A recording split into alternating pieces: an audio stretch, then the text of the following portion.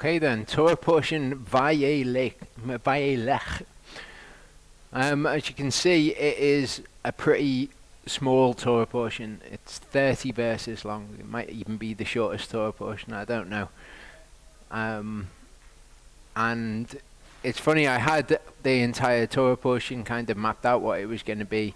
And then when I got down here to go through it, as I was going through, certain parts of it stuck out, so it changed.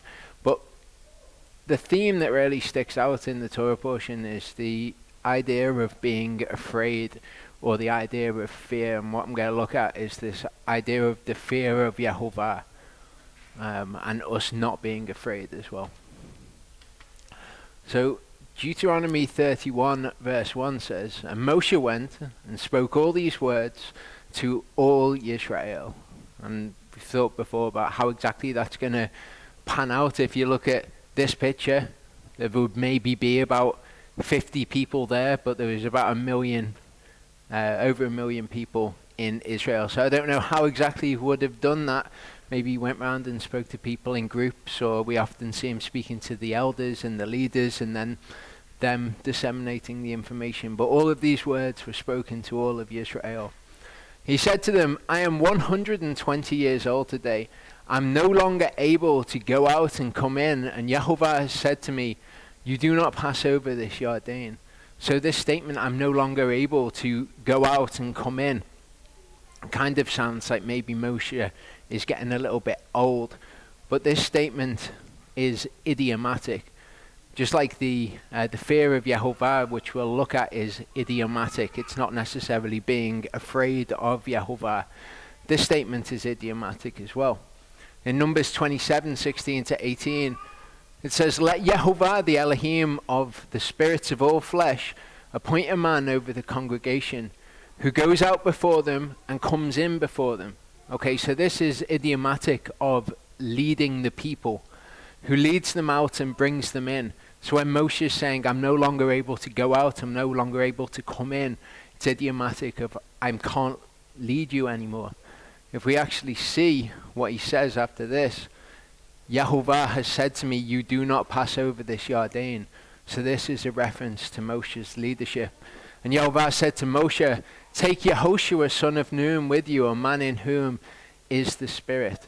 So this is to do with the appointment of Joshua, which is what we're going to see after this. So he says, "I can no longer lead you. Joshua is going to take you in. I'm not going to be the one who takes you over into the promised land." We know from Deuteronomy 34 verse 7, it says, "Moshe was 120 years old when he died.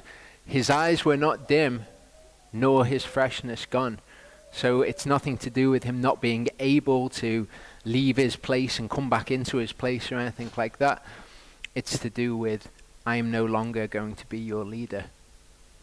Verse 3 says, "YHVH your Elohim himself is passing over before you. He shall destroy these nations from before you, and you possess them. Yehoshua himself is passing over before you, as YHVH has spoken." So I'm no longer able to lead you. YHVH said, I'm not going to go over the Jordan into the land. YHVH himself is going to do it. Yehoshua himself is going to do it. And YHVH has done to them as he has done to Sihon and to Og, the kings of the Amorites and their land, when he destroyed them.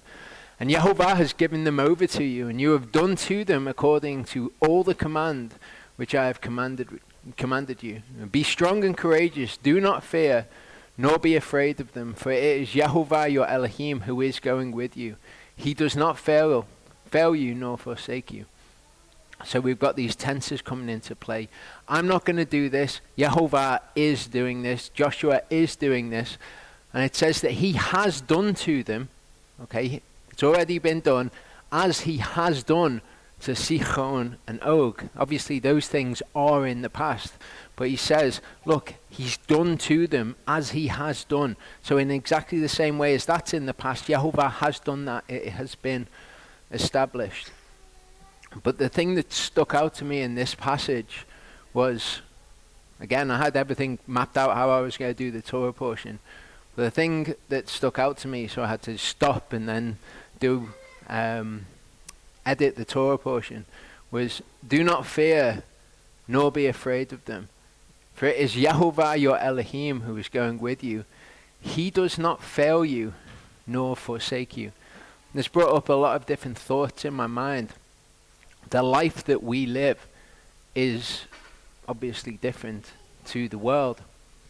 And to the world's perspective, the life that we live is very different and possibly even dangerous. They see the things that we're doing and they don't understand why we do them. Peter speaks about this sort of thing in 1 Peter 4, 3-4. It says, "For we have spent enough of our past lifetime in doing the desire of the Gentiles, having walked in indecencies, lust, drunkenness, orgies, wild parties, and abominable idolatries, in which they are surprised that you do not run with them in the same flood of loose behavior."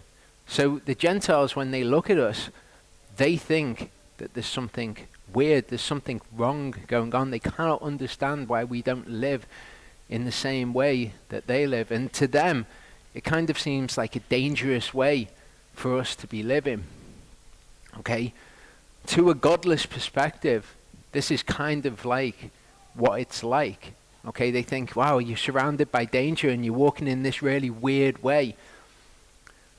To us, we have a challenge, okay? Do we see things in the same way? Do we see things, well, Yehovah is not involved in this, or do we remember those sort of words, okay? Yehovah will never fail you, nor forsake you. We can think of life as being a bit like this. We don't really know what's going to happen in the future. But the way that the relationship with Yehovah is supposed to work is we do what we're doing in the world. Whatever we want to do in the world, we do it as long as it's according to what the word says is permitted for us. Okay, and we can do whatever we want. We can choose whatever we want in this life. And we can go after that as long as it's in accordance with the word. Yehovah is obviously apart from this world. And everything else is in his control. But what people try to do is they try to get that information about what Yehovah's plan is for the future, and they try to pray for guidance. Yehovah, we need to know what it is that we're to do at this point. But that's never the way that Scripture describes the relationship with Yehovah. We walk and we do whatever we're going to do in our lives, and we leave everything else to him because he's got a load of information that we don't have. The basis of what divination is trying to divine the will of God. It's trying to find out exactly what God's path for your life is. That's what actual doing divination is. I've done divination many, many times in my life. I became very caught up in it. So for us, it kind of feels like this, but we're to remember in these situations that Yehovah will never fail you nor forsake you. So it shouldn't actually be like this. Ecclesiastes 11:4-6 says, "He who watches the wind does not sow. He who looks at the clouds does not reap. As you do not know what is the way of the wind, or how the bones grow in the womb of her who is with child, so you do not know the works of Elohim who makes all. Sow your seed in the morning, and until evening do not let your hand rest, since you do not know which prosper, this or that, or whether both alike are good." Okay, so for us, we're not constantly calling on Yehovah saying, "Yehovah, I need guidance in this situation. You've put me on this path, and now I need to know what it is that you want me to do next." No, we get on with doing whatever in that situation, and then Yehovah has all of that information, and he guides our paths, and he makes sure everything's okay. See, the thing is, we're never going to step outside of Yehovah's will unless we start doing things that he describes as wrong, as evil. As long as what we're doing is in accordance with his word, that's fine with him. And then he can work in that situation, and he will bring about all of the things that he desires to come about. But if we are in a situation where we're calling on him and we're saying, "I need to know what the future is, I need to know what you want me to do now," the situation breaks down. He who watches the wind does not sow. If you're always looking at the wind and you're thinking, what's going to happen next? Yehovah, tell me what's going to happen next. Then you'll never sow. If you're looking at the clouds and you're thinking, ooh, I'm not sure, then you're never going to reap. Okay? You don't know what is the way of the wind or how the bones grow in the womb of her who is with child, so you do not know the works of Elohim. And we shouldn't desire to know those things either. We should leave it with him, because there's many things that he cannot explain to us. If we're looking to him for guidance in a particular situation, and we want to know what is the future course of this situation, then maybe he can't tell us. Because maybe if he told us the next step, then maybe we would figure things out based on that would turn out to be wrong in the future. We've got to leave all of those things just in his hand and not feel like we have no guidance, that we're just walking blind in these situations, because Yehovah is in charge of those. But we don't know all of those things which are under his control. Sow your seed in the morning, and until evening do not let your hand rest. Just get on with living your lives. If we think, I need to know specific guidance about should I take this step or should I take that step, what we're trying to do is take those things out of Yehovah's hands and divine that information from him. Whereas the model that we see in the word is just go out, put your hand to whatever you're going to put your hand to, and allow Yehovah to work through what you do. We have control over our lives. We can make the decisions about what we want to do, but we must remember in all of those things that we're going to be brought into judgment for them. Later in Ecclesiastes 11 it says, "Rejoice, O young man, in your youth, and let your heart gladden you in the days of your youth. Walk in the ways of your heart and in the sight of your eyes," because that's the only information that we have. We can only make the decisions in our life based on what we can see in front of us. But know that for all these, Elohim brings you into judgment. So he's given us a set of instructions, and the set of instructions are the same for every person. Here you go, do these instructions. Do whatever you want though.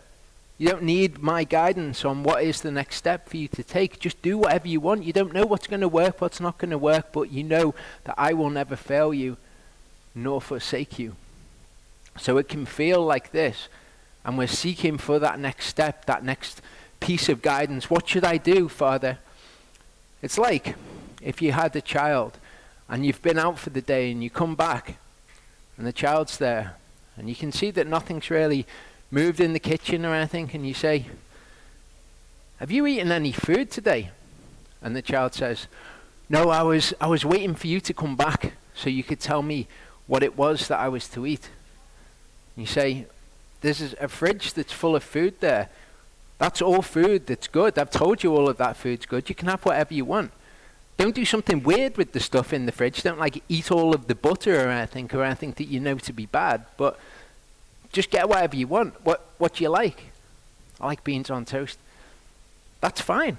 Have some beans on toast. You know, whatever it is that you desire to do. You don't need me to tell you this next step in what you're going to do. Do whatever your heart desires to do. But remember, for all those things, you are going to be brought into judgment, and you know what the judgment is. You've been told what's right, and you've been told what's wrong. Just do those things. So it can feel like this to us, but the way that Yehovah tells us that it is like this. Always, it's like this. He will never fail you nor forsake you. Just do what is good, do what is righteous, and he is right there with you in that moment, and he's guiding you through all of those things. Moshe called Yehoshua and said to him before the eyes of all Yisrael, "Be strong and courageous, for you do go in with this people to the land which Yehovah, your Elohim, has sworn to your fathers to give them, and you do cause them to inherit it." So an instruction is given at this point. You're going to go into the land, go into the land. But think about what the situation was like with Abraham. Go to this land which you do not know. Didn't then say to Abraham, "When you get to the land, pray to me about what the next step is." No, Abraham went to the land and he lived his life, and Yehovah guided him through his life And everything happened according to what YHVH said. Abraham wasn't there worried that he was going to step outside of YHVH's will in that situation. Abraham was just living his life. And then things came about, and YHVH achieved his will because he is able to achieve his will in all of those situations. And it is YHVH who is going before you. He himself is with you. He does not fail you nor forsake you. Do not fear nor be discouraged. Why? Because YHVH is always there. He's not going to fail you. He's not going to forsake you. He's told you, okay, go into the land.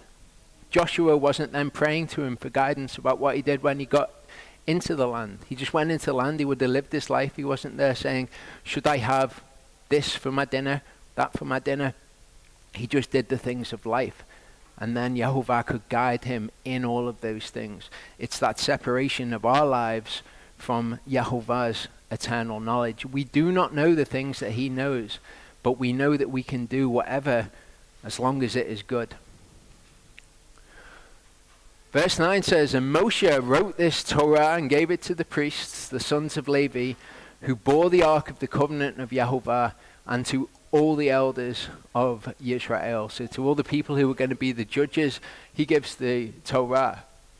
And Moshe commanded them, saying, at the end of 7 years, at the appointed time, the year of release, at the festival of Booths or Sukkot, when all Yisrael comes to appear before YHVH, your Elohim, in the place which he chooses, read this Torah before all Yisrael in their hearing. So I was talking recently about maybe it would be a good idea to do it in the 3rd year when all of the people are there. What the Torah actually says is in the year of release, in the 7th year, because you're going to have a release of all debts. When all Yisrael comes up before YHVH, read the Torah at that point. Assemble the people, the men and the women and the little ones, and your sojourner who is within your gates, so that they hear and so that they learn to fear YHVH your Elohim and cherish to do all the words of this Torah. And their children who have not known it should hear and learn to fear YHVH your Elohim. So the reason that the Torah was being given at this point is so that they learned to fear YHVH your Elohim. Now we can look at the fear of YHVH and we can think, well, maybe it is being aware of who he is and being fearful that if you don't do what he says, that things are going to go bad.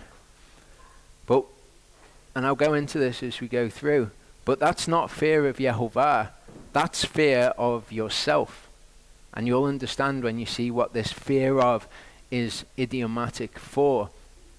Because many people will say, oh, I don't want to go outside what YHVH says to do because I fear that there's going to be bad consequences in my life. But who's being esteemed there? This is a concept that we'll see that is essentially the fear of YHVH. Who's being esteemed in that situation?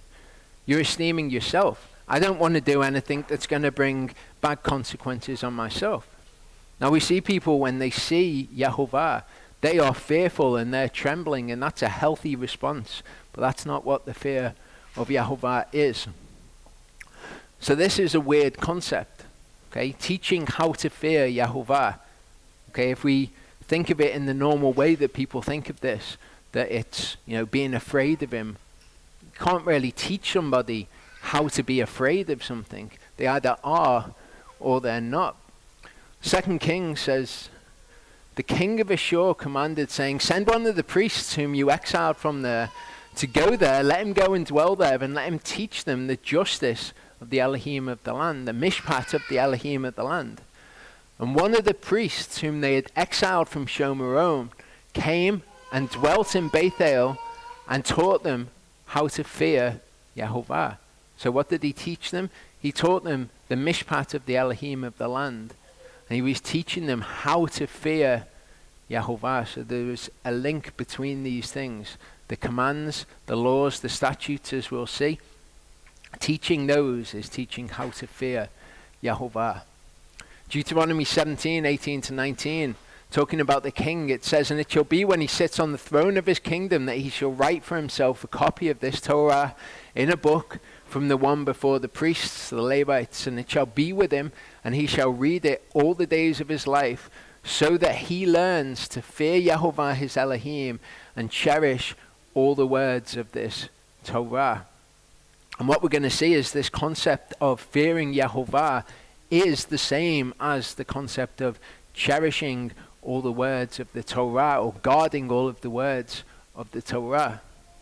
Psalm 34, 11 to 14, Yehovah himself says, "Come, you children, listen to me. Let me teach you the fear of Yehovah."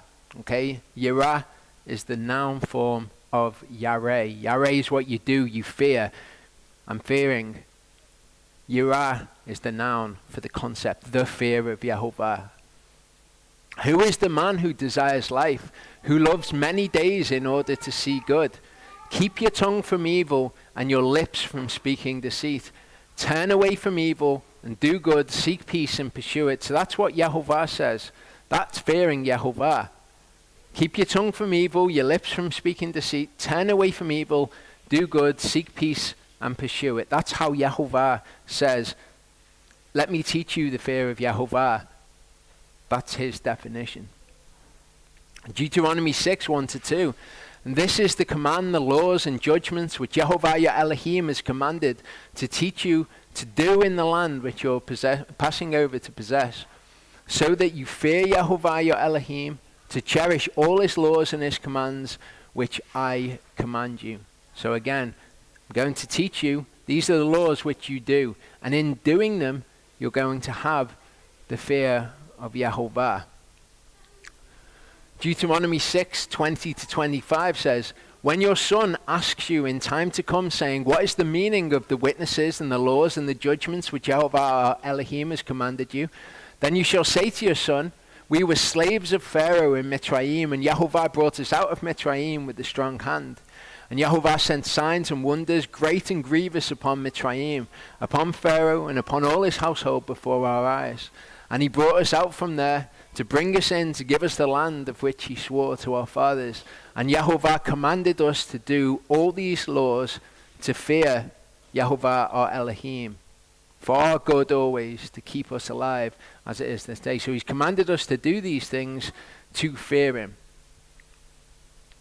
And it's righteousness for us when we cherish to do all this command before Yehovah our Elohim as he has commanded us. In 1 Samuel 12 we see it says, if you fear Yehovah and shall serve him, obey his voice, and not rebel against the command of Yehovah, then both you and the king who reigns over you shall follow Yehovah your Elohim. But if you do not obey the voice of Yehovah and shall rebel, okay, so this fearing of Yehovah is connected with obeying his voice. Job 28:28 says, and he said to man, see, the fear of Yehovah, that is wisdom, and to turn away from evil is understanding. So this fear of Yehovah is, as Yehovah himself explained it to be, to turn away from evil and to do good. So what is the fear of Yehovah? Isaiah 11, 1 to 3 is a passage which we need to understand what the fear of Yehovah is in order to understand some important things. Somebody asked me about this passage the other day on one of the videos that was about Yeshua being Yehovah, the word of Yehovah made flesh. And a rod came forth from the stump of Yeshai, and a sprout from his root shall bear fruit. The spirit of Yehovah shall rest upon him, the spirit of wisdom and understanding, the spirit of counsel and might, the spirit of knowledge, and of the fear of Yehovah, and shall make him breathe in the fear of Yehovah. So if this is being afraid of Yehovah, then how can he be Yehovah, the word of Yehovah made flesh? How is that possible if he fears Yehovah? Well, of course, when we come to understand this, we'll see exactly how Yeshua has the fear of Yehovah. Genesis 32 verse 11 shows us that this word, in its common usage, does mean to be afraid of something. Okay? Yaakov, talking of Esav, says, for I fear him, lest he come and shall smite me. The officers shall speak further to the people and say, who is the man who is afraid and tender of heart? Okay, they don't go to war because they are afraid. They fear. Yehovah said to Gideon, the people who are with you are too many for me to give Midian into their hands. Let Yisrael boast against me, saying, lest Yisrael boast and say, my own hand has saved me. And now proclaim in the hearing of the people and say, whoever is afraid. So we can see, absolutely, this word does mean fear. And if it means fear, then what does it mean in the context of the fear of Yehovah? Does it mean to be afraid of him? Are we supposed to be trembling before him? Are all of our actions supposed to be motivated by fear? Well, we know from the rest of Scripture that our actions are not to be motivated by fear, but rather of love of Yehovah, of esteem for Yehovah. And that's what we'll come to see this word means in this context. Fearing Yehovah is giving weight to him. I could go through all of these verses and show you through them, but then you'd want to read all the verses again to see this concept in them. So I'll just tell you straight up from the beginning that to fear Yehovah is to give weight to him, to give esteem, to highly esteem his word rather than lightly esteem his word. Numbers 15:30-31 says, the soul who does whatever defiantly, whether he is a native or a stranger, he reviles Yehovah. And this word's actually interesting when we're considering that this is blasphemy of the Spirit to do this, because gedaf means to revile when it's used of a man, but it means to blaspheme when it's used of Yehovah. So you could well translate this, he blasphemes Yehovah. And that soul shall be cut off from among his people, because he has despised the word of Yehovah. And this word despised, bazar, means to lightly esteem. So what's this person done? He has blasphemed against Yehovah. He's defiantly done against Yehovah's Torah. He's lightly esteemed the word, because you can respond to the word in two ways. Okay, you can either hear what the word says and do something different, showing that the esteem that you have for the word is as if it's nothing, or a light esteem for it. Or you can hear the word and do it, and doing such is fearing Yehovah, and that is to heavily esteem the word or highly esteem it, has broken his command. That soul shall certainly be cut off. So we've got despising the word, lightly esteeming it, and fearing Yehovah, or fearing the word. Malachi 1:6 says, a son esteems his father and a servant his master. And if I am the father, where is my esteem? If I'm a master, where is my fear? Okay, this is a different word for fear. This is morah. Said Yehovah Sevaot to you, the priests who despise my name, who lightly esteem my name. But you asked him, what way have we lightly esteemed your name? So he's saying, where is my fear? Where is my esteem? You've lightly esteemed my name. Where is the fear of Yehovah though? Malachi 2:5 says, my covenant with him was life and peace. I gave to him to fear, and he feared me and stood in awe of my name. Deuteronomy 25:18 says, how he met you on the way and attacked your back, all the feeble ones in your rear, when you were tired and weary, and he did not fear Elohim. Okay, so this is Amalek. Amalek's response to seeing the children of Israel, knowing that they were led out of Egypt by Yehovah, was to attack them. He did not highly esteem Yehovah. Psalm 111 verse 10 says, the fear of Yehovah is the beginning of wisdom. All those doing them have a good understanding. Doing what? Doing the fear of Yehovah. His praise is standing forever. So what we're going to see emerge here is that fearing Yehovah is directly synonymous with doing his word. It's synonymous with esteeming him. It's synonymous with loving him, recognizing the value of his word. It's actually synonymous with what the New Testament more readily describes as faith. To fear Yehovah is to have faith in him, to have faith in his word. You hear it and you highly esteem it, so you do it. And that is the same concept as having faith. You have faith in his word so that you do it. Genesis 22:11-12 says, but the angel of Yehovah called to him from the heavens and said, Avram, Avram. And he said, here I am. And he said, do not lay your hand on the boy nor touch him, for now I know that you fear Elohim. He wasn't saying, now I know that you were so afraid of Elohim that when he told you to kill your son, you did. He's saying, now I know that you highly esteem Elohim. It tells us in Hebrews that what Abraham did, he did because he reckoned Yehovah able to raise Isaac from the dead, because Isaac was the seed of promise. So he so highly esteemed Elohim, so highly esteemed the words that Elohim spoke, that he knew that if he killed his son, that because Elohim had said that he was going to be the seed of promise, he would have to raise him from the dead. That was Abraham's response to Yehovah's word. Exodus 9:20-21 says, those among the servants of Pharaoh who feared the word of Yehovah made their servants and livestock flee to their houses. But those who did not set their heart on the word of Yehovah. So we see here that to fear Yehovah is to set your heart on his word. Those who feared did according to the word. Those who didn't set their heart on the word did not do according to the word. So on one hand, we've got highly esteeming his word. On the other hand, we've got lightly esteeming his word. Proverbs 1:7 says, the fear of Yehovah is the beginning of knowledge. Fools despise wisdom and discipline. Because these things we're going to see are connected to the fear of Yehovah. Being disciplined by the word of Yehovah. Being disciplined by the word doesn't mean that you've got a bad consequence comes upon you. Being disciplined by the word means you read it and then you realize something that you're doing wrong and you change it. That's what to be disciplined means. Fools despise wisdom and discipline. The fear of Yehovah is the beginning of knowledge. Why?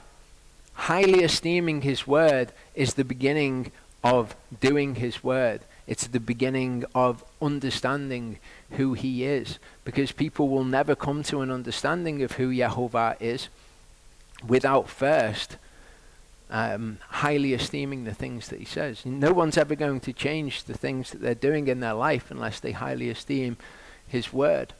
But as I alluded to before, people get to a certain point with it and then they fear themselves rather than Yehovah. They fear the consequences in their life. They don't want to change something because they think that it's going to go badly in some way. So they go so far with the word and they would say, yes, I fear Yehovah. But they go no further because what they actually fear is themselves, or they actually fear is in highly esteem something else. Proverbs 9:10 says, the fear of Yehovah is the beginning of wisdom, and the knowledge of the set apart one is understanding. All these Hebrew parallelisms where it's the fear of Yehovah, the knowledge of the set apart one, it's understanding who he is, it's esteeming him, it's fearing him, loving him. All of these things are the same, but it's not being afraid of him. It's not being afraid of the consequences. The people who are afraid of the consequences fear themselves in this context. Proverbs 15:33 says, the fear of Yehovah is the discipline of wisdom, because you're disciplined by those things. You read the word and you highly esteem it, and you know that to do those things is the right thing to do because you worship him. People get confused about the concept of what worship is. They think that it's singing songs to him. But it's not. It's to become like him because you recognize the value of the things that he says. And so you do those things. That's what it is to fear him. It's not, if I do this, then I will have bad consequences, so I'm not going to do this. It's understanding who Yehovah is and what his word actually is. So you do the things because you know that it is good. You turn away from evil. You change yourself, not because you fear the consequences, because you know that to do so is right, because you esteem or you fear his word. Proverbs 128:1 says, blessed are all who fear Yehovah, who walk in his ways. That's what it is to fear Yehovah. It's to walk in his ways. He says to do something and you know just instinctively, I will do this thing because it is who I am. This is why The chosen are those who fear Yehovah. They're the ones that he picks out of the world. As I say, it's exactly the same concept as having faith in the New Testament. You have faith in his word. You recognize it. You do his word because he said to do it. That's what it is to fear him. Proverbs 8:6-13 says, "Listen, for I speak noble words." This is wisdom speaking here. "The opening of my lips is about straightness.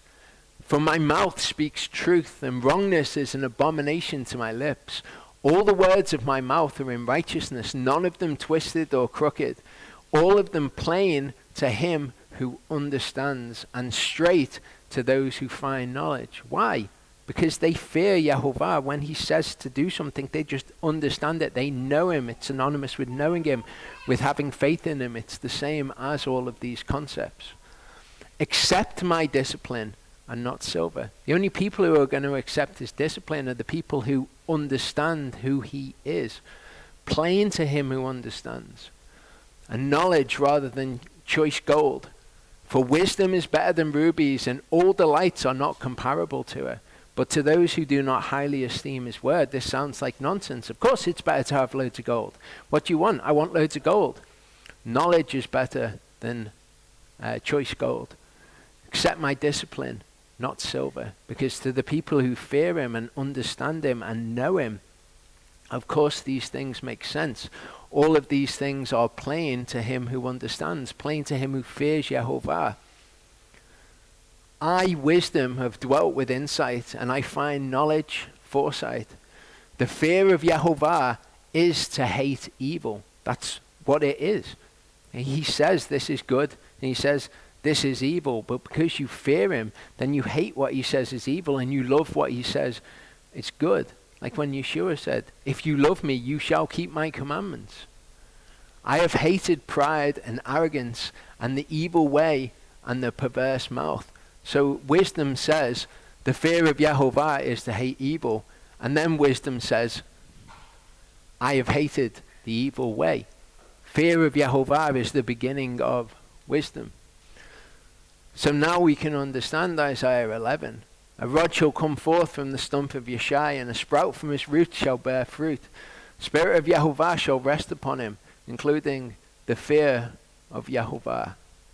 Make him breathe in the fear of Yehovah. Not that he's afraid of him, not that he's separate to him, but that he understands him, that he knows him, that he highly esteems those things that Yehovah highly esteems, and he hates those things which Yehovah hates.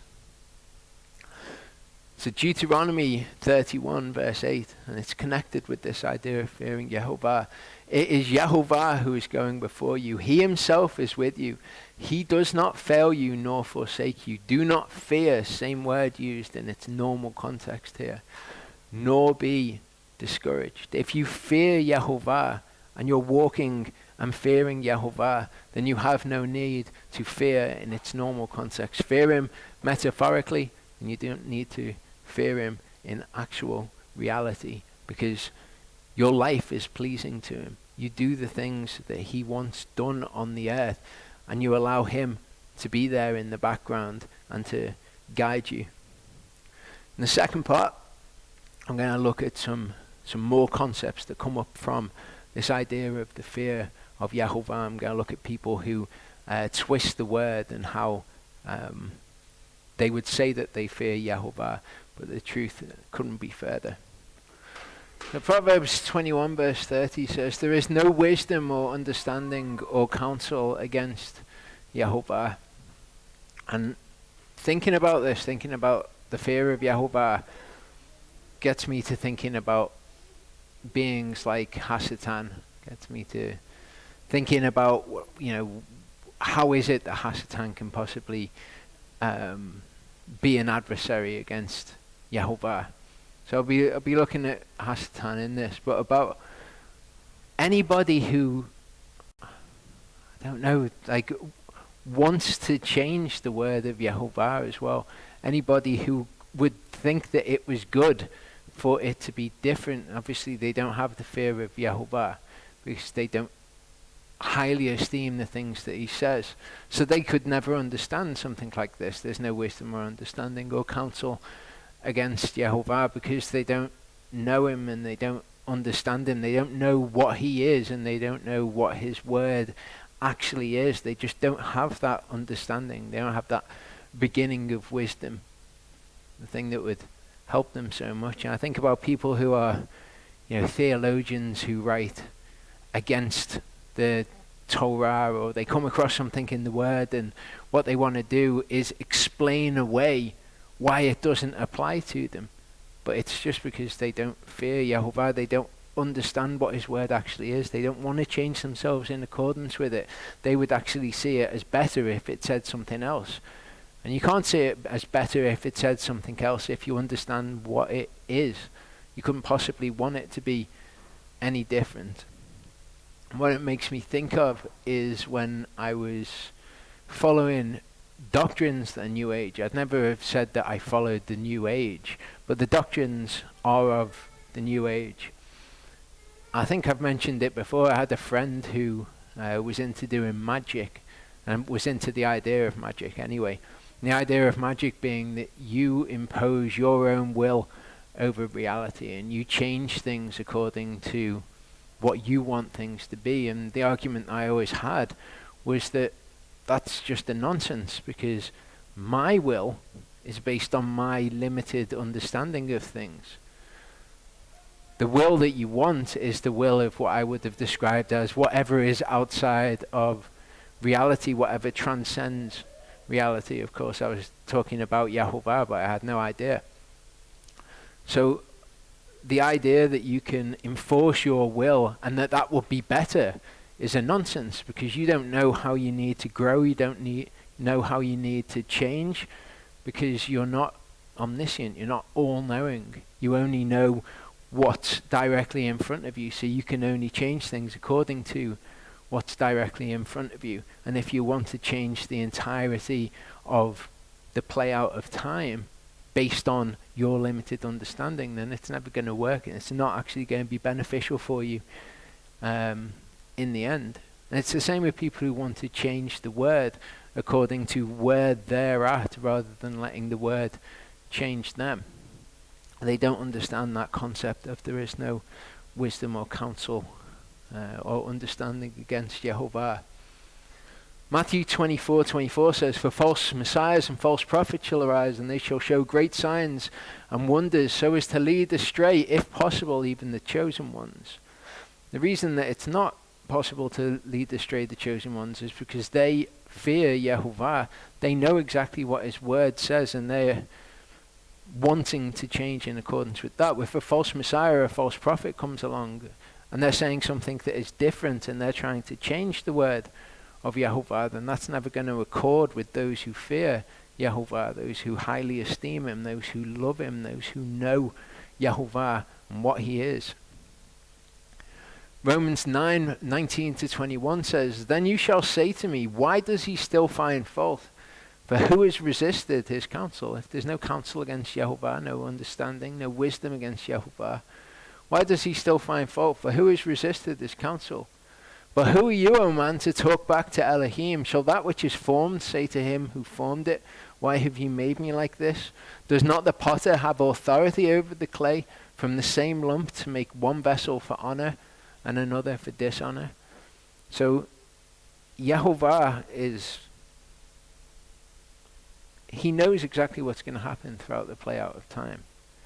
So you could say that in him bringing all of this about, he has brought about people to be the way that they are. Of course, we know that they've got the freedom to choose to be that way. But you can't ever say to Yehovah, you can't say to your maker, why are things in this way? Paul's drawing actually on Isaiah 45:9-13. Woe to him who strives with his maker. Because that's exactly what these people are doing. All these people who would say, oh no, we love the scriptures, we love the Bible, we fear Yehovah. What they're actually doing by trying to change these things is striving with their maker, disagreeing with him. And that can only exist in an atmosphere where they don't fear Yehovah. Because if they did fear Yehovah, then they'd be esteeming the things that he said. A potsherds with the potsherds of the earth. Does clay say to him who forms it, what are you making? Or your handiwork say he has no hands? Woe to him who says to his father, what are you bringing forth? Or to the woman, what are you laboring over? Thus said Yehovah, the set apart one of Yisrael and his maker, Yisrael's maker. Do you ask me about my sons, what is to come? And about the work of my hands, do you command me? I have made the earth and created man on it. My hands have stretched out the heavens, and all their host I have commanded. I have stirred him up in righteousness, in all his ways I make straight. So I've spoken before about this thing that Yehovah is achieving through the play out of time, and that he is creating these people who are righteous and who choose him through allowing all of these things to play out. I've stirred him up in righteousness, and all his ways I make straight. But it's also true of those who are doing evil, not that Yehovah is causing them to do evil, but that they are choosing to.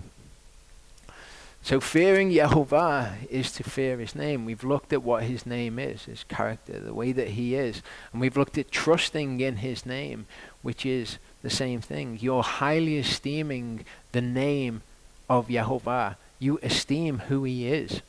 Okay? You therefore fear his word because you want to be in conformity to it, because you fear him, you fear his name. 1 Kings 8:43 says, hear in the heavens your dwelling place, and do according to all for which the foreigner calls to you, so that all the peoples of the earth know your name and fear you. Okay, all the peoples of the earth, the nations. Psalm 33:18 says, see, the eye of Yehovah is on those fearing him, on those waiting for his kindness. So those who are fearing him are the ones who are fearing his name, those who are waiting for his kindness, because they highly esteem what he said. They put value in who he is, and they're waiting for who he is. They're waiting for his kindness.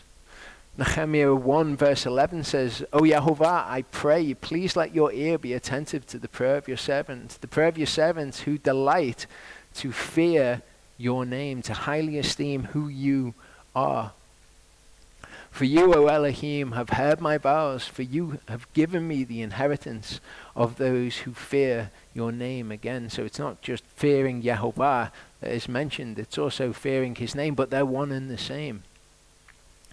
Psalm 86:11-13 says, teach me your way, O Yehovah, let me walk in your truth. Unite my heart to fear your name. That's what it is to walk in his way. To fear him is to fear his name, because again, it's about understanding who he is. I praise you, O Yehovah, my Elohim, with all my heart, and I esteem your name forever. For your kindness is great towards me, and you have delivered my soul from the depths of Sheol. This is his name, that he does these things, that he is the Redeemer, that he's kind, he's patient, he's compassionate. Proverbs 19:22-23 says, what is desirable in a man is his kindness, which is interesting to me because that's also what's desirable in Yehovah. We love him because he loved us first. And a poor man is better than a liar. The fear of Yehovah leads to life, and he remains satisfied. He is not visited by evil. So to fear him is to fear his name, to highly respect, to honor his name, to see the value in who he is. And when you see the value in who he is, and you understand his name, and you trust in his name, then you put into action all of those things. Anybody who is trying to change the word of Yehovah, to do anything differently, anyone who would want to enforce their will in the situation rather than Yehovah's will, is not somebody who fears his name or fears him. And the fear of Yehovah is a strong trust. Where have we heard that before? Trusting in his name being a strong refuge to people. In the fear of Yehovah is a strong trust, and his children have a place of refuge. The fear of Yehovah is a fountain of life, to turn away from the snares of death, this understanding of him, this wanting to be like him, this worship of him, love of him. Psalm 102 verse 15 says, the nations shall fear the name of Yehovah. Okay, so the nations will fear his name. They will understand who he is and what he's about. Revelation 11 verse 18 says, the nations were enraged and your wrath is come. The time of the dead to be judged and to give the reward to your servants, the prophets, and to the set apart ones, and to those who fear your name. Okay, so the nations are going to have the wrath. Then the people are going to be rewarded, those who fear his name. We were told before, the nations are going to fear his name. And Isaiah 59, 18 to 19 links the two. It says, according to their deeds, so he repays wrath to his adversaries, recompense to his enemies. He pays recompense to the coastlands, and they shall fear the name of YHVH. So what causes people to not fear YHVH? Okay, it seems so obvious to us. We're like, of course we are going to do those things. Of course, when his word says this, it's this understanding of who he is. Psalm 10 verse 13 tells us, why do the wrong contemn Elohim? That means to despise him, more literally to despise him, to hate him. Why do the wrong hate Elohim? He said in his heart, you will not require it. So what's required for you to say that YHVH will not require of you the things that he says that he does? Well, it's not fearing his name. It's not fearing him. It's when he says these things, it's not believing him. It's not having faith in the things that he says. So it's okay to step outside of that, because YHVH is not going to require that. That's what they say in their hearts anyway, even if their minds might convince them that they understand the word and they think that YHVH is going to do what he says. But in stepping outside of that, they are saying by their actions that they do not fear him, they do not believe him. Proverbs 14 verse 1 says, the wise fears and turns away from evil. That's what YHVH says. This is the fear of YHVH, to turn away from evil. So the wise fears and turns away from evil, but a fool passes through and is confident. Why? Because they don't fear him. And they're not afraid of him, because many of them would say and would be afraid of him. They don't want the consequences of not being obedient to him in their life, but they don't esteem him and value him. They don't understand what he actually is and what his word actually is. Psalm 94, 7 to 12 says, yet they say, Yah does not see, and the Elohim of Yaakov pays no heed. Take heed, you senseless among the people, and you fools. When would you become wise? He who planted the ear, does he not hear? He who formed the eye, does he not see?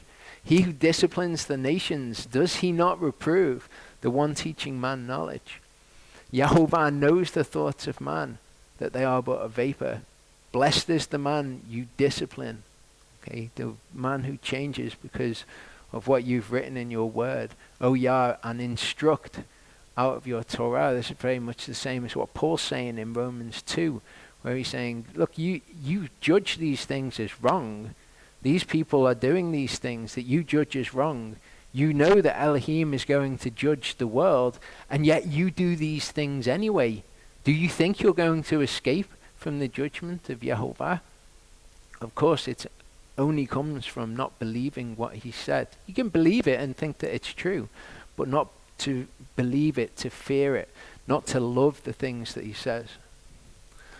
So it's important for us to recognize that it's given to know the secrets of the kingdom of heaven. Not that YHVH just says you're going to understand and you're not going to understand. Matthew 13, 10 to 12 says, and the disciples came and said to him, why do you speak to them in parables? And he answering said to them, because it has been given to you to know the secrets of the kingdom of heaven, but to them it's not been given. To know is to understand. You know the kingdom of heaven. The kingdom of heaven. You recognize in these things. You fear YHVH, so when he says something, you know that it's true. You believe that it's true. To them, it's not been given. But again, this is an exercise of their free will.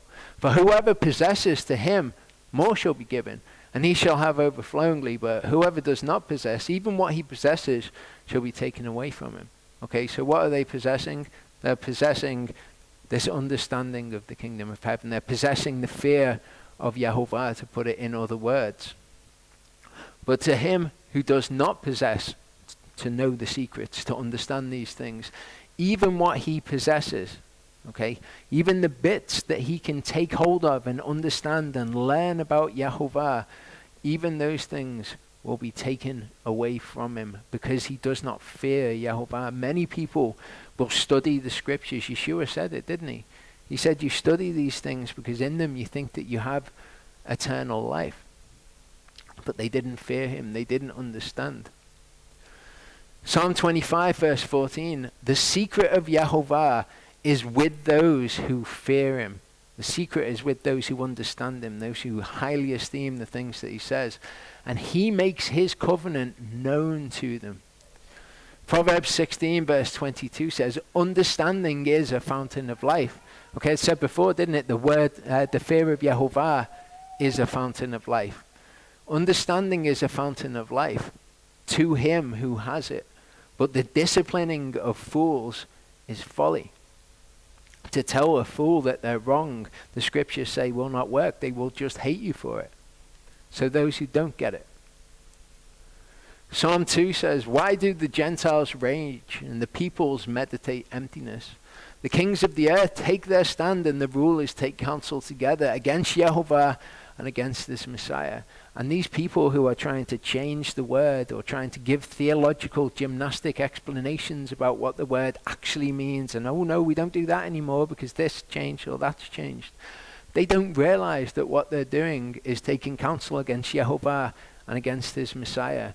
His Messiah is the word made flesh. He is the word himself. The word is him, rather. Let us tear apart their bonds and throw away their ropes from us. We don't want any of this. This word that you're teaching us, this is not disciplining to us because we do not understand it. We don't see it for what it is and then want to change in accordance with it. We might do it out of fear. We might fear not doing it, but we won't do it because we know that the consequences of doing it are what they are, and Yehovah is who he is. He who is sitting in the heavens laughs. Yehovah mocks at them. Then he speaks to them in his wrath and troubles them in his rage. Okay, we see this often, don't we? Like he will use something for his purpose and then he'll punish the person who's doing it. He'll bring somebody against Israel to punish Israel and then he'll punish them for what they did. But I have set my king on Sion, my set apart mountain. I inscribe a law. Yehovah has said to me, you are my son, today I have brought you forth. Ask of me, and I make the Gentiles your inheritance, and the ends of the earth your possession. Break them with a rod of iron, dash them to pieces like a potter's vessel. And now, be wise, O kings, be instructed, you rulers of the earth, after the wrath that comes upon the nations.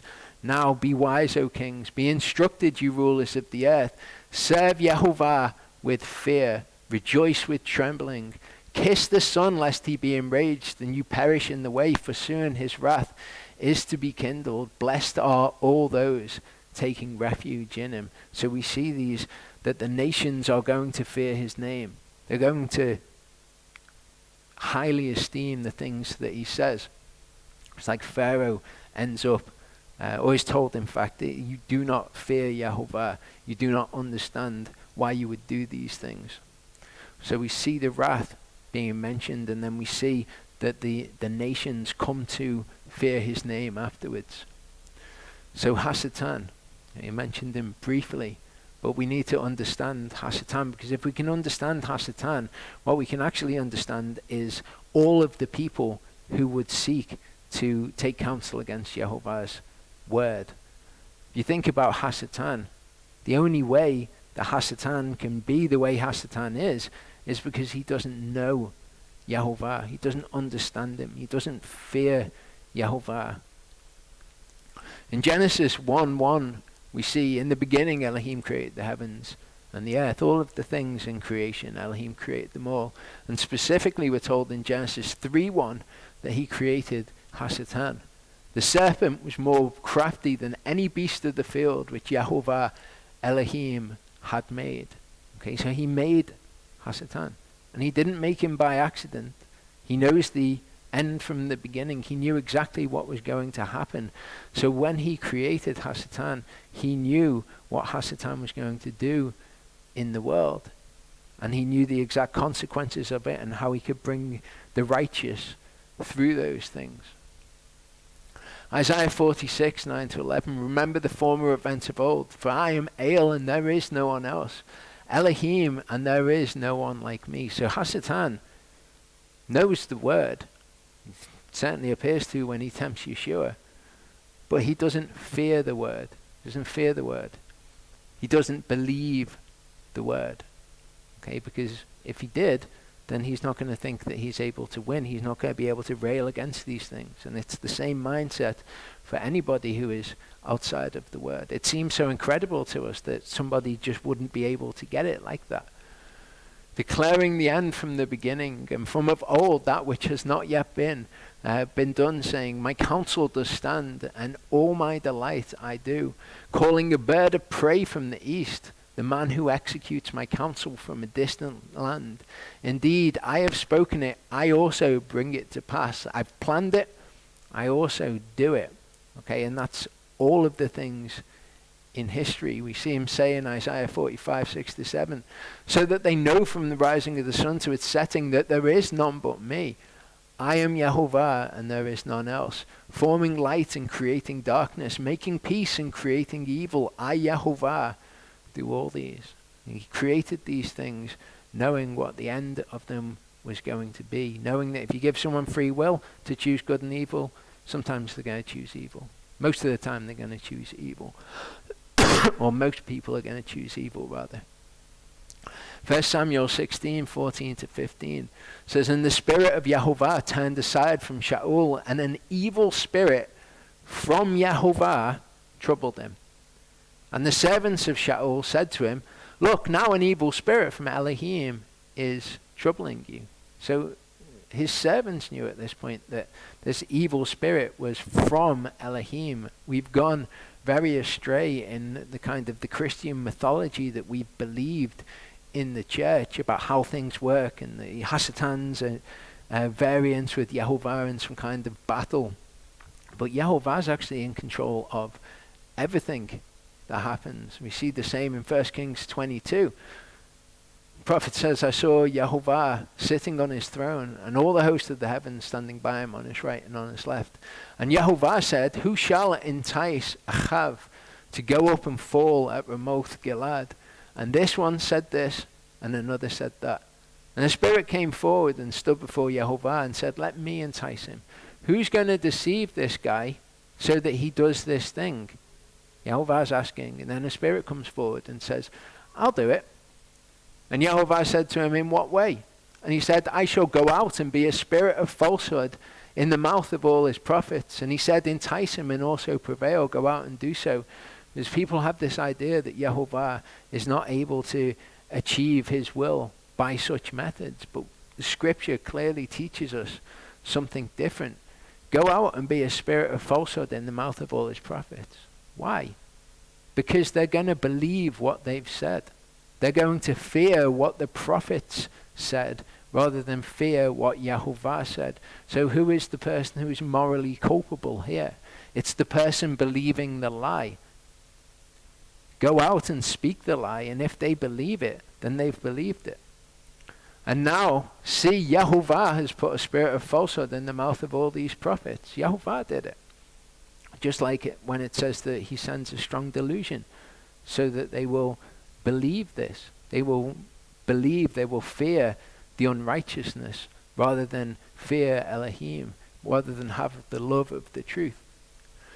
Revelation 20 verse 10 says, and the devil who led them astray was thrown into the lake of fire and sulfur, where the beast and the false prophet are. So Yehovah knows the end of Hasatan as well.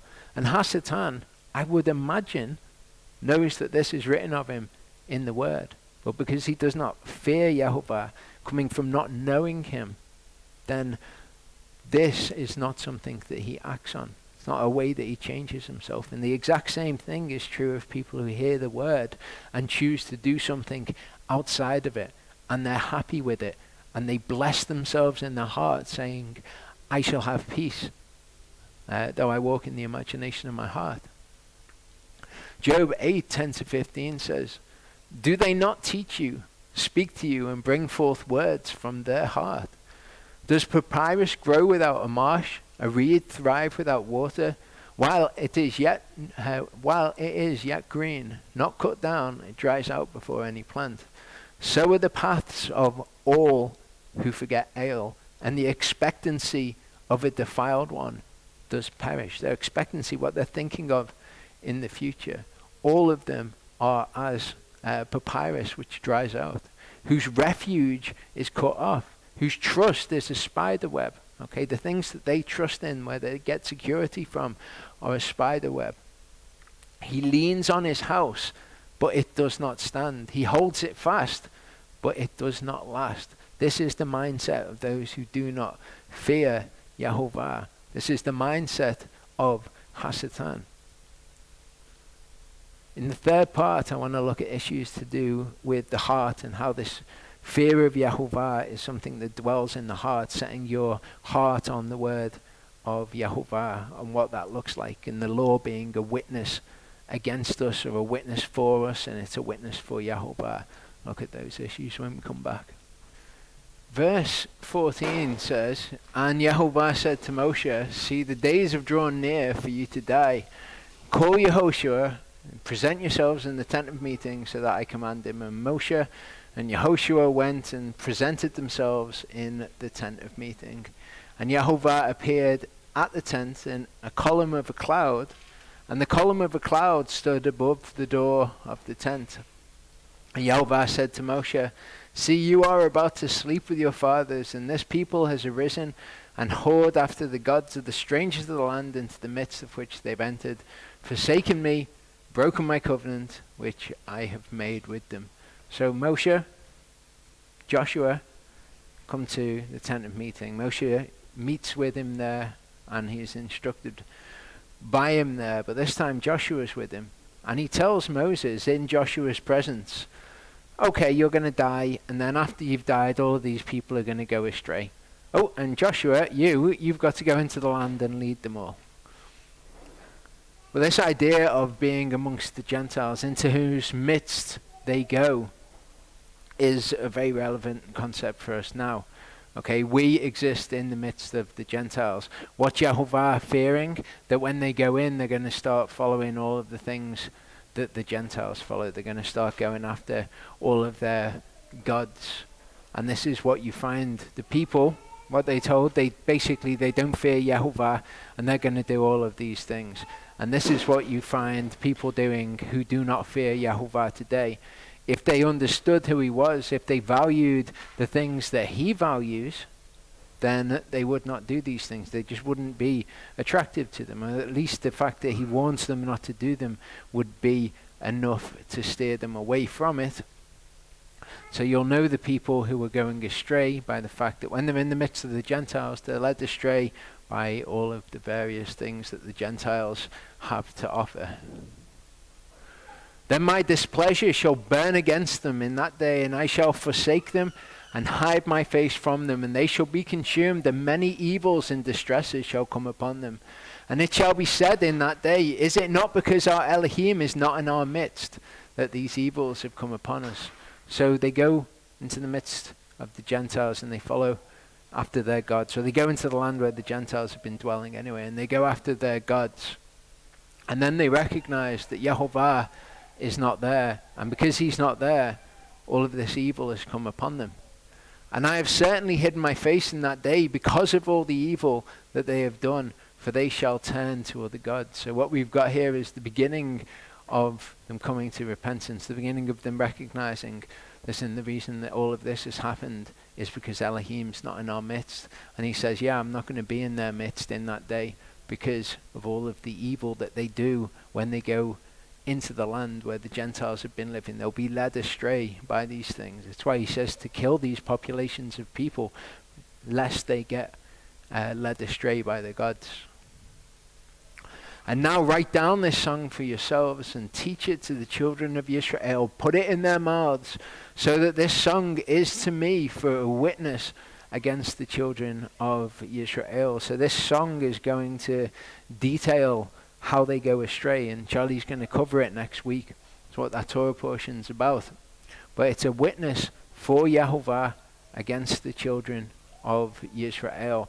They're told ahead of time this is how things are going to be. And if they had the fear of Yehovah, then they would understand these things. They'd understand the warnings and they would turn from them. But this people were never going to do that.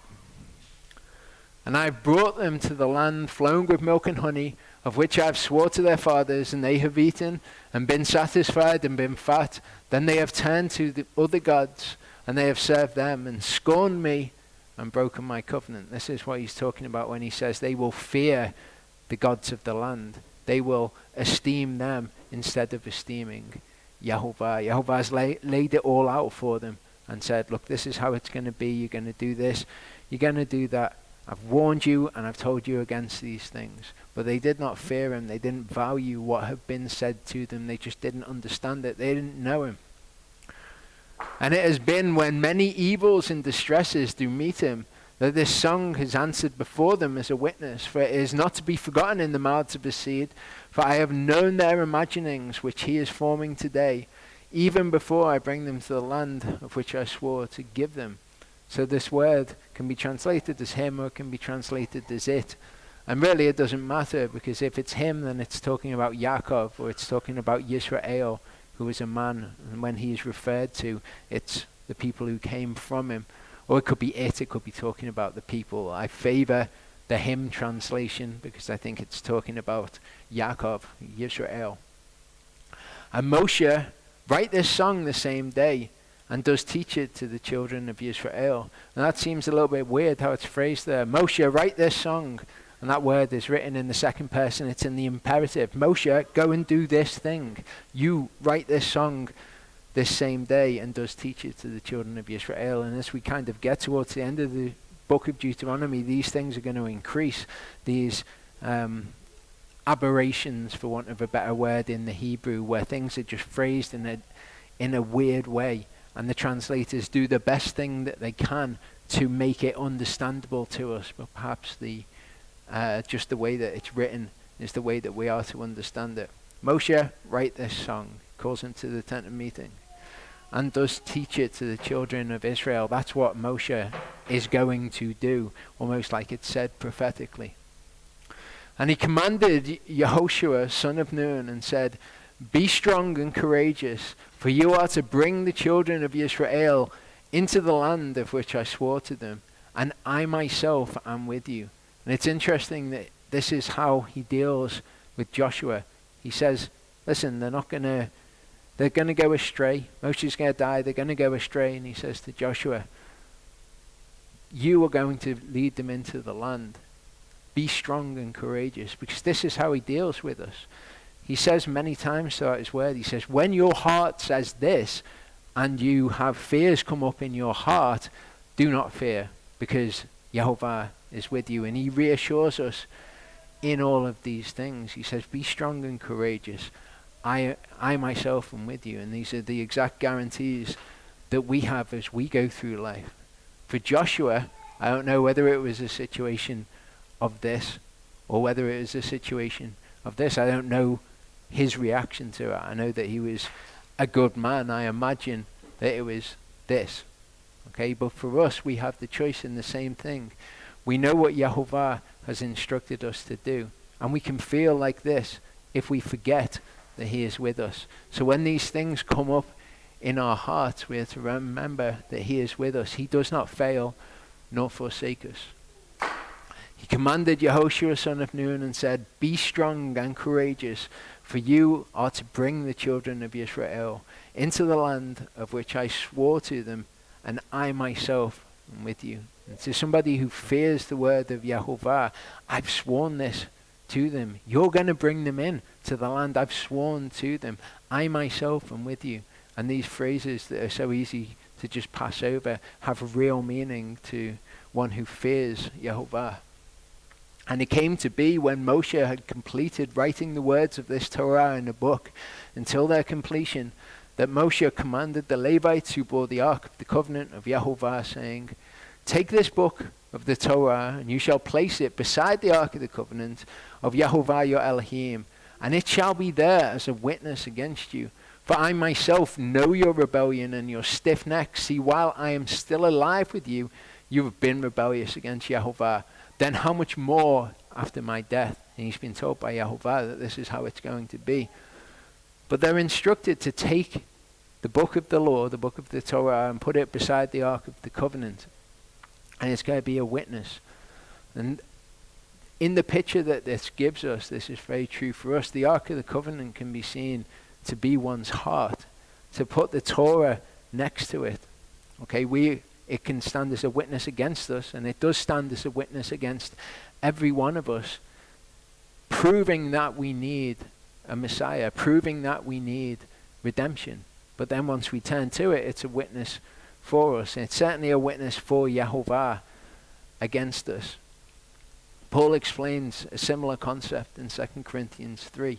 It says, you are our letter, having been written in our hearts, known and read by all men, making it obvious that you are a letter of Messiah, served by us, written not with ink, but by the Spirit of the living Elohim, not on tablets of stone, but on fleshly tablets of the heart. Of course, Yehovah says that he will take away that heart of stone, the heart which is rebellious against him, and he will give us a heart of flesh on which he can write his Torah. But we've got the ark, and the law is standing there separate to the ark. And the way that the ark, or the way that our heart responds to it, is various. It can either be that it is a heart of stone which is rebellious to it, which is how these people were going to be, or it can be a heart of flesh. Such trust we have toward Elohim through the Messiah, not that we are competent in ourselves to reckon any matter as from ourselves, but our competence is from Elohim. So we've got our hearts and the way that we respond to the law, and the competence doesn't come from our hearts. The competence comes from Elohim by following his instructions and having them written on our hearts, who also made us competent servants of a new covenant, not of the letter, but of the Spirit. For the letter kills, but the Spirit gives life. And it really annoys me the way that people take this verse out of the scriptures and they say, oh, see, we're not to walk in the letter of the law, we're to walk in the spirit of the law. I'm going to decide what the spirit of the law is, what the law is trying to say, and I'm going to walk in that, not the letter of the law, because the letter of the law is going to kill, but the Spirit gives life. But Paul explains what he's talking about in this. This is not for us to take a private interpretation from and say, well, I'm not going to walk in the English phrase, the letter of the law. I'm going to walk in the English phrase of the spirit of the law. Paul says here, but if the administering of death in letters engraved on stones, so the letter of the law is when it's engraved on a stony heart, was esteemed, so that the children of Israel were unable to look steadily at the face of Moshe because of the esteem of his face which was passing away, how much more esteemed shall the administering of the Spirit be? So the letter of the law is when it's written on a heart of stone. The administering of the Spirit of the law, is when it's written on a heart of flesh. Galatians 3:21-22 says, is the Torah then against the promises of Elohim? Let it not be. For if a Torah had been given that was able to make alive, truly righteousness would have been by Torah. And people love to take this verse out of context and say, look, you can't be righteous by the Torah. But the whole context of what Paul is saying here is a letter to the Galatians saying, how is it that you have left the Messiah? Do you not realize your need for the Messiah? You want to just be under the law? That's where you're going to get all your righteousness from? Do you not hear the law? All have sinned and fallen short of the glory of God. We cannot be declared to be righteous by the Torah alone. We need what Abraham had to be declared righteous by faith, or to be declared righteous by fear of Yehovah, to truly understand him.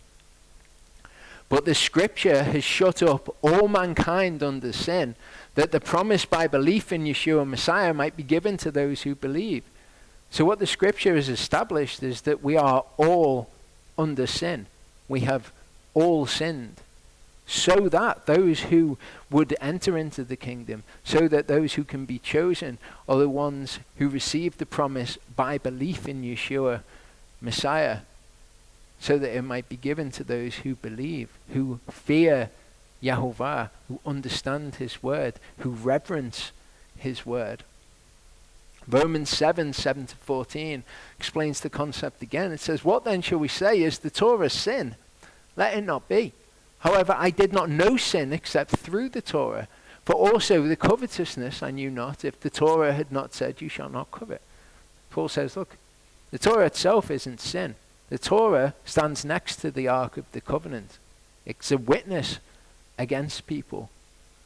He says, but we do know what sin is by the Torah, so that we can know where people's hearts are at. But sin, having taken the occasion through the command, did work in me all sorts of covetousness. For apart from Torah, sin is dead. In other words, sin gets its power from the Torah. Okay? If the Torah didn't declare it to be wrong, then sin would have no power. Think of it like this. If you're playing a game, and in that game, cards have a certain meaning or a certain value. Okay? Not necessarily playing cards, which people might have a problem with. Whatever game. Your card has a certain power. But what gives that card its power? It's the rules of the game. This is exactly what this is saying. Apart from the rules of the game, the card has no power. Sin has no power apart from the Torah. For I was alive apart from the Torah once, but when the command came, the sin revived and I died. So what was intended to bring life ends up bringing death. The commands are supposed to bring life. He who does them shall live. But when they are against the heart of stone that doesn't do it, it's an administration of death. Not how it was intended, but the way that it results. The command, which was to result in life, this I found to result in death. For sin, having taken the occasion through the command, deceived me, and through it killed me. It didn't have any power apart from the command. But sin is deceptive. So if we do it, the Torah has declared it to be sinful, and the soul that sin shall die, and so it works death in us. Okay? But the Torah is separate to the Ark of the Covenant. The Ark of the Covenant reacts. It's a witness. The law is a witness against us. So that the Torah truly is set apart, and the command set apart, and righteous and good. Okay, it exists on its own. It's this thing.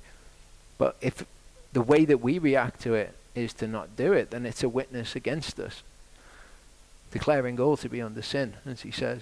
Therefore, has that which is good become death to me? Let it not be.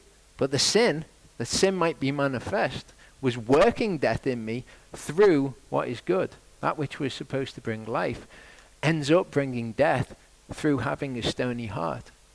So that sin, through the command, might be rendered as sinfulness. It's actually difficult to translate, but basically what it's saying is that the command is what makes this thing so extremely sinful. In and of itself, it's just a thing. For we know that the Torah is spiritual, but I am fleshly, sold under sin. And he goes on to say, but now we don't walk in the flesh. We walk in the Spirit. The Spirit has written the Torah on our hearts, and now the command, which was intended to bring life, works life in us.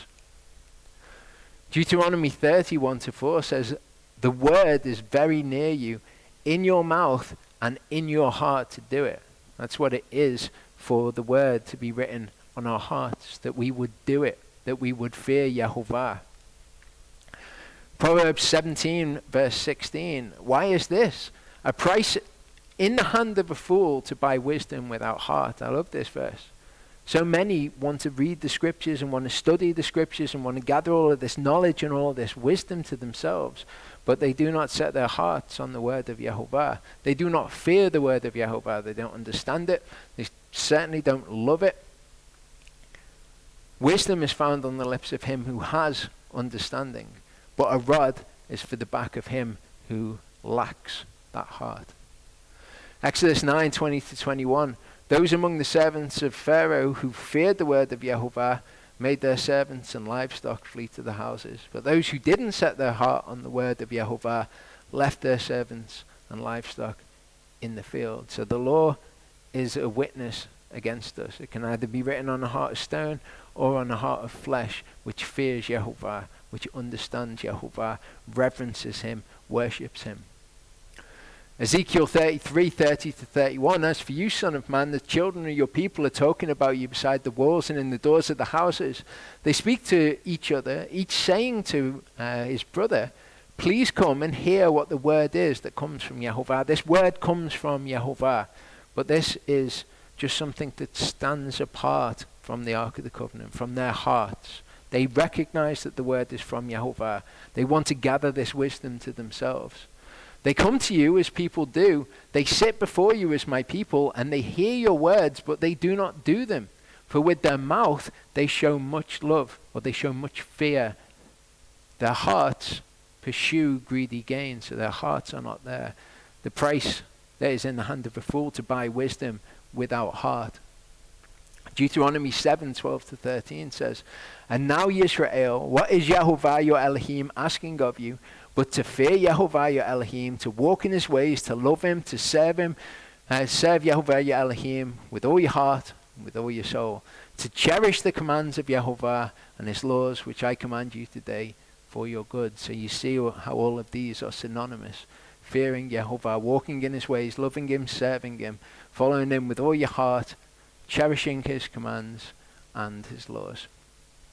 Micah 6:8 phrases this in another way. It says, what does Yehovah require of you but to fear him, to cherish his commands, to serve him, walk in his ways? Micah 6:8 puts it in a different way. He has declared to you, O man, what is good. And what does Yehovah require of you but to do right, to love kindness, and to walk humbly? Those things that Yehovah explained were fear of him. So when Deuteronomy says, fear Yehovah, walk in his ways, and all these terms which are synonymous, Micah is actually saying exactly the same thing. What does Yehovah require of you? To fear him. Proverbs 4:4-12 says, then he taught me and said to me, let your heart hold fast my words, guard my commands and live. Get wisdom, get understanding, do not forget and do not turn away from the words of my mouth. It's like it's right here for you. All you have to do is appreciate what it is. And then when you appreciate what it is, then you can have all of these things.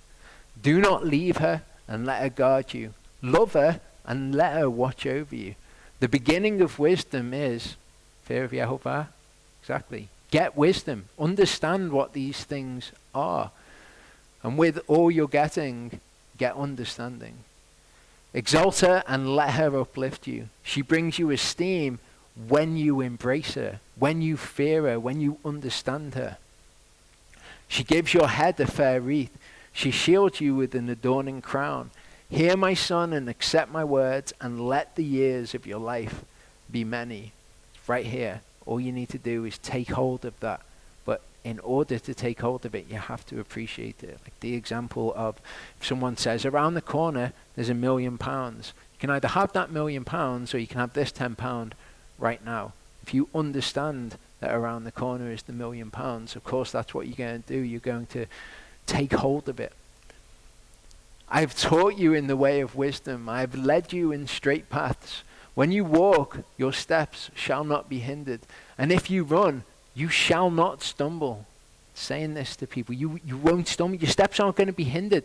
It's going to be amazing. But in order to take hold of that, you have to fear it.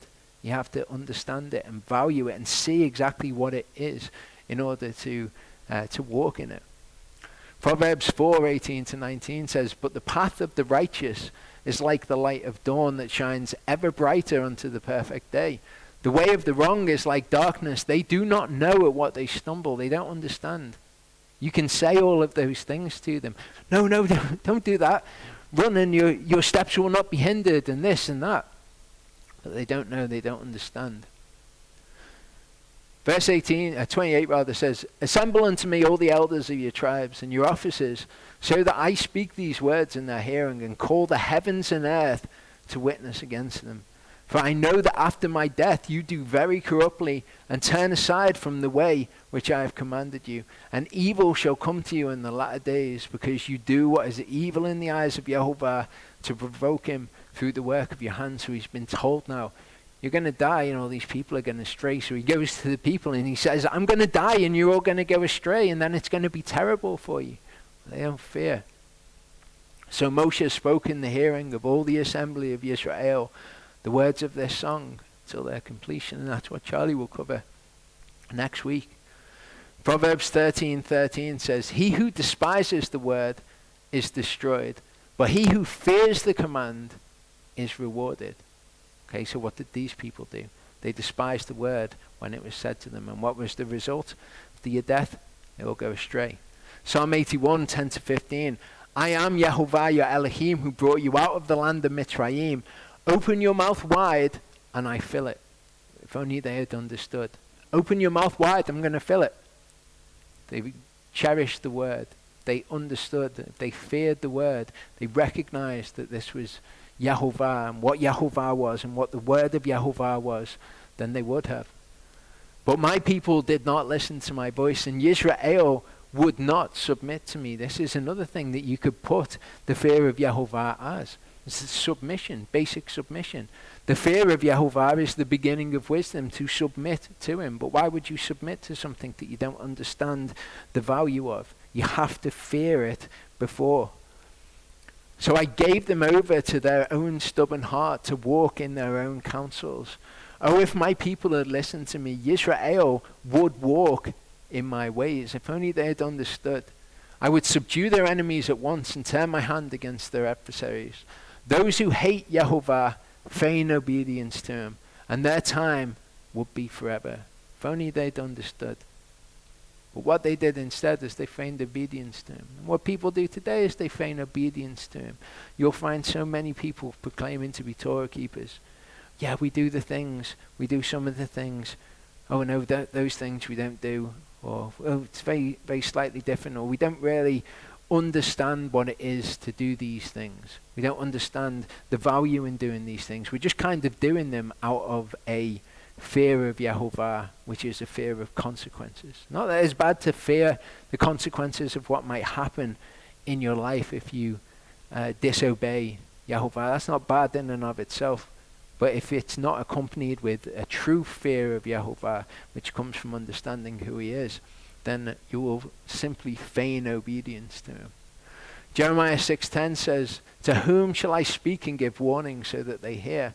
See, their ear is uncircumcised. They're unable to listen. See, the word of Yehovah is a reproach to them. They do not delight in it. They don't take delight in it because they don't understand it. They don't highly esteem it. They don't value it. They don't fear him. Reproof enters deeper into a wise man than 100 blows on a fool. Okay, you're never going to be able to get people to understand unless they fear him. The way of a fool is right in his own eyes, but he who listens to advice is wise. Okay, what is listening to advice? It's being disciplined by the word. It's saying, oh no, I was doing something different to this. The word says to do this. I know who Yehovah is. I know what his word is. I'm of course going to do this. Woe to those who are wise in their own eyes and clever in their own sight, who think that they have something that they can step outside of it, when they do not realize the simple value of there is no counsel or wisdom or understanding against Yehovah. They will never see that.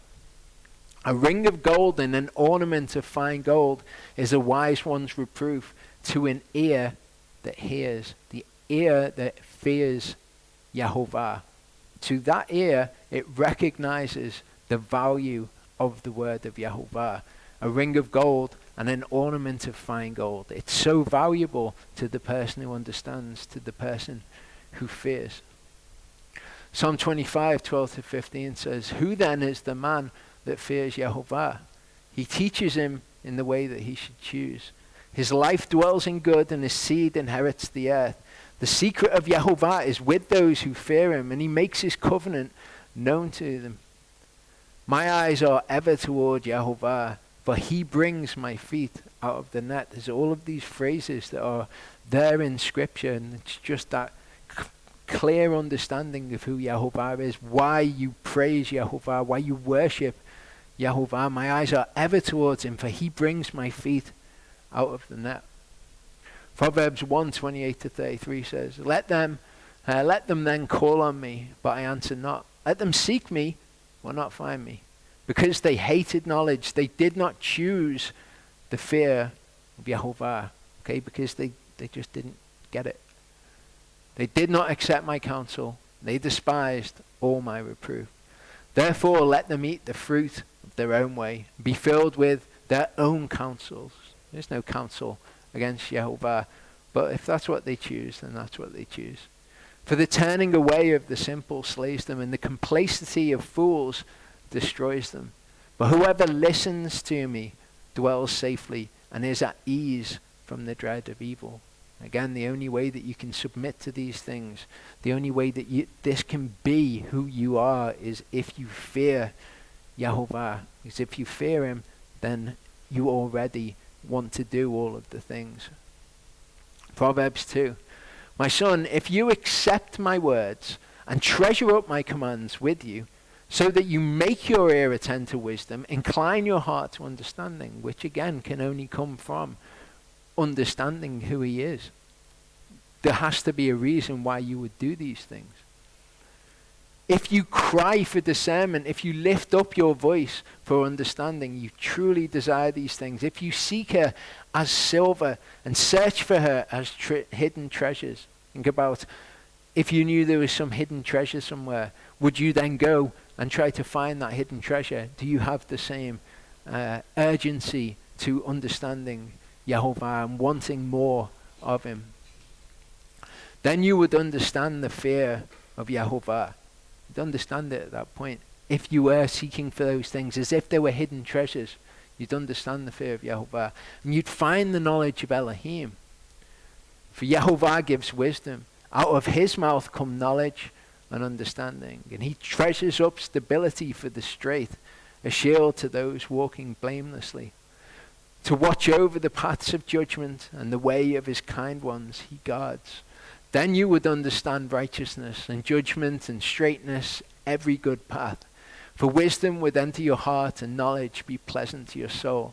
Discretion would guard you, understanding would watch over you, to deliver you from the evil way, from the man who speaks perversities. But these people don't even know that they need deliverance. They do not know at what they stumble. Those who leaves the paths of straightness to walk in the ways of darkness, who rejoice to do evil, they delight in the perversities of evil. They fear the perversities of evil, whose paths are crooked and they are perverted in their ways.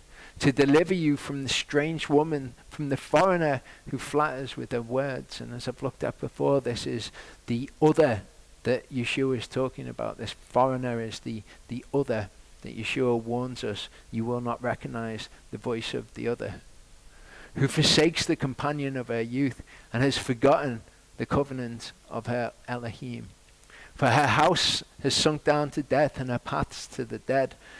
None going into her does return, nor do they reach the paths of life. Of course, could you warn them that? And because they do not understand or fear these words. So walk in the way of goodness and guard the paths of righteousness. For the straight shall dwell in the earth, and the perfect or complete be left in it. But the wrong shall be cut off from the earth, and the treacherous ones plucked out of it. So, in conclusion, I'll conclude as Solomon concludes. Let us hear the conclusion of the entire matter. Fear Elohim and cherish his commands. Of course, to anyone who's not already fearing him, then you can't then start fearing him. The beginning of wisdom is get wisdom. If you've not got wisdom and you don't recognize these things, then I'm afraid that that's just where you're at and you don't understand them already.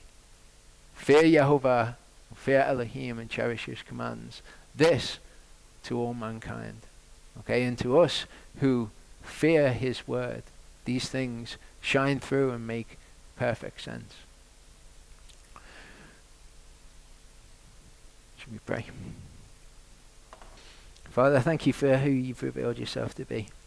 Thank you for your word and that we gain understanding of you. I thank you for the fear of you that you've put in our lives. I thank you that you are worthy to be worshipped. Thank you for who you are. I thank you that we recognize who that is, and that we desire to do the things which you find pleasing, because we find them pleasing.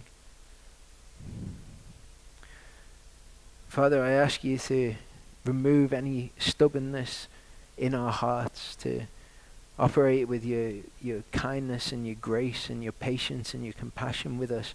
If there's anything where we stumble and we're not in line with what's pleasing to you, I ask you to deal with us patiently and to deal with us gently. Thank you for your great kindness and compassion. Thank you for your name, Father. Amen.